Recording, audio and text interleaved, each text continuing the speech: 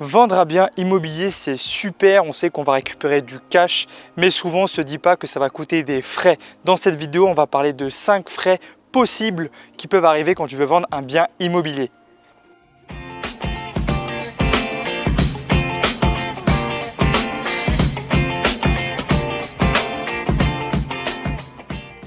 Avant de t'énumérer les 5 points qui sont pour moi essentiels à prendre en compte avant de vendre un bien immobilier, comme ça tu n'es pas à court sur les frais, tu n'es pas à court d'argent sur les frais que ça peut engendrer et tu auras aucune surprise pour la vente de ton bien immobilier, je t'invite à t'abonner à la chaîne. Pour ça, pas compliqué, tu as un lien dans la description de cette vidéo ou alors tout au long de cette vidéo, tu as un petit logo qui est apparu en bas de la vidéo. Tu cliques dessus, ça ne va pas arrêter la vidéo, tu vas pouvoir continuer cette vidéo à la lire et en même temps, ça va t'abonner. Moi, ça me donne du punch, ça me permet de continuer à faire des petites vidéos de ce genre humainement, facilement, comme ça, à la cool, dans un jardin ou dans un espace public pour ensuite te donner du meilleur contenu possible pour toi. Allez, on y va maintenant.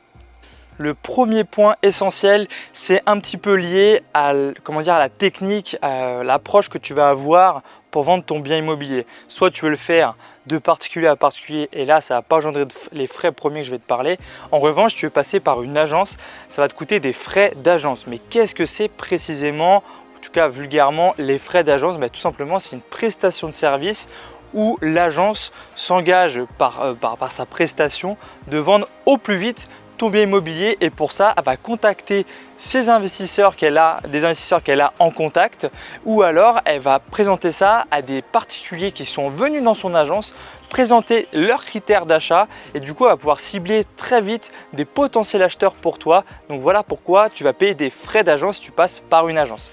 Et c'est évidemment les frais, pas les plus conséquents, mais les premiers frais que tu vas avoir tout de suite, que tu vas savoir tout de suite quand tu vas vouloir vendre ton bien immobilier.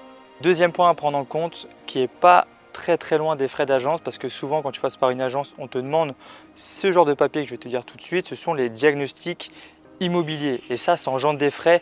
Pourquoi? Parce que les diagnostics immobiliers ne sont pas ad vitam aeternam, leur validité n'est pas à vie et ils ont chacun leur date de validité, leur date de péremption et du coup regarde bien, reprends bien ces diagnostics là, tu n'en as pas 10 000, tu en as quelques-uns à refaire, exemple le diagnostic électricité et gaz, et tu regardes la date de validité et tu appelles un professionnel qui est spécialisé dans les diagnostics d'immobilier pour faire ta vente et tu vas savoir à peu près les frais que ça va engager pour ta vente. Les troisièmes frais qui en découlent du deuxième, tu vois, c'est un petit peu en cascade. C'est évidemment si tu as du coup des réparations à faire en plus que de juste refaire les diagnostics. Si quand tu appelles un professionnel et que les diagnostics ne sont plus conformes, que le professionnel ne valide pas ton bien immobilier par rapport aux conformités actuelles, il va falloir faire des frais de réparation ou de mise en conformité. Ça va dépendre vraiment de l'état de ton bien et de l'état du diagnostic. Donc voilà, le troisième frais, c'est les frais de réparation en général par rapport au diagnostic et peut-être en plus tu as d'autres frais qui sont apparus qu'il faut faire absolument pour être conforme au diagnostic. Au-delà d'être dans les normes, c'est vraiment une sécurité à prendre en compte parce que peut-être que les normes sont vraiment devenues plus drastiques qu'avant et du coup tu dois faire beaucoup plus de réparations. Quatrième frais, c'est le home staging. Alors c'est pas des frais que tu dois absolument faire, mais moi je t'invite vraiment à remettre au goût du jour ton appartement par du home staging. Qu'est-ce que c'est? C'est de remettre un peu de décor, un peu de rafraîchissement dans ton bien immobilier au goût du jour pour que quand quelqu'un arrive et surtout le rendre neutre, rendre vraiment ton bien immobilier neutre et au goût du jour pour qu'une personne qui vient visiter puisse se projeter dans ton bien que tu veux vendre et pouvoir enclencher peut-être un coup de cœur plus rapide et au moins ça va permettre d'avoir plus d'offres de ton bien immobilier et de choisir vraiment à qui le vendre si vraiment tu as beaucoup d'offres, etc. C'est vraiment des frais qu'il faut absolument faire pour vendre ton bien immobilier si tu penses qu'il est vraiment pas neutre et qu'il n'est pas assez au goût du jour.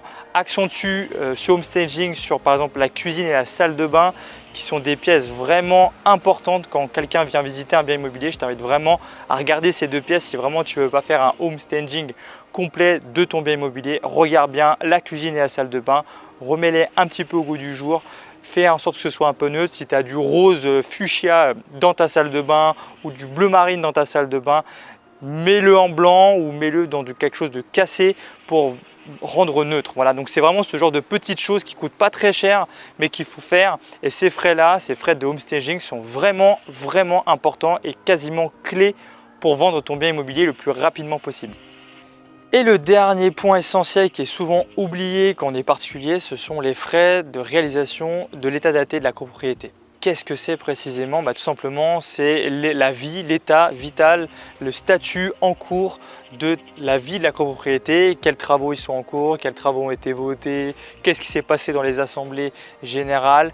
Tout ça, c'est mis dans l'état daté, dans un dossier qui est fourni par ta copropriété et qui est indispensable, vraiment indispensable pour l'acte de vente. Du coup, le notaire le demande, le vendeur en a besoin et du coup, tu vas devoir contacter ta copropriété ou alors c'est souvent le notaire qui le fait et du coup, ça va te engendrer des frais parce que c'est un dossier assez complexe à faire pour la copropriété, du moins ça lui demande du temps et du coup elle va te le facturer, tu dois le payer. Il faut savoir aussi que quand tu fais un compromis de vente, on te demande aussi le pré-état daté, donc le même dossier mais pré-daté, d'accord? C'est-à-dire que ce n'est pas celui qui sera utilisé pour l'acte de vente, celui-là est utilisé pour le compromis de vente et pareil, il va te coûter des frais pour la signature du compromis de vente. Et ensuite, tu vas devoir repayer l'état daté, le vrai état daté pour l'acte de vente. Donc voilà, ce sont des frais qui ne sont pas très gros. C'est aux alentours de 200 et 300 € selon les copropriétés. Des fois beaucoup moins, mais compte un billet de 300 pour être sûr pour chaque réalisation de dossier, soit le pré-état daté, soit l'état daté. Comme ça, tu sais à peu près combien tu as payé, combien de frais ça va te coûter pour pouvoir vendre ton bien tranquillement et avoir vraiment le capital nécessaire pour vraiment enclencher le démarrage de ta vente de ton bien immobilier. Et oui, je sais, la vidéo déjà touche à sa fin, c'était rapide, 5 points essentiels, c'est rapide, d'accord? Mais j'espère vraiment que ça t'a pris conscience, ça t'a fait prendre conscience du moins que il faut avoir un peu d'argent quand même pour vendre un bien immobilier, d'accord? Et ça, c'est très important à le comprendre et j'espère que tu l'as compris maintenant. S'il y a d'autres frais qui sont ajoutés à ta vente de biens immobiliers, n'hésite pas à le mettre en commentaire. Déjà, ça me permet à moi de savoir que tu es allé jusqu'au bout de la vidéo et ça, c'est cool et je t'en remercie. Et surtout, ça va permettre à d'autres qui vont venir sur cette vidéo de voir, d'alimenter, d'amener encore plus d'infos que cette vidéo parce qu'on ne connaît pas tout, on n'est pas la science infuse. C'est pas parce qu'on est coach en investissement immobilier qu'on sait tout. Donc, n'hésite surtout pas à alimenter d'informations en commentaire si vraiment tu penses que les frais que ça a engagé pour toi, ça peut servir à d'autres. Et aussi, si tu ne l'as toujours pas fait, je t'invite à t'abonner à la chaîne. Pour ça, pas compliqué, lien dans la description de cette vidéo. Alors, tu as un petit logo qui est apparu en bas de cette vidéo. Tu cliques dessus, tu t'abonnes et moi, c'est génial. Ça montre que tu cherches vraiment l'info et ça, c'est cool. Et moi, ça m'oblige à faire, entre guillemets, ça m'oblige, ça me donne du punch, tu vois, pour faire d'autres vidéos. Et like cette vidéo si vraiment ma personnalité te plaît, si la façon que j'ai de faire cette vidéo te plaît, n'hésite pas à la faire. Donc n'oublie pas, commente, like et partage tout autour de toi car n'oublie pas que c'est toi qui vivras la chaîne.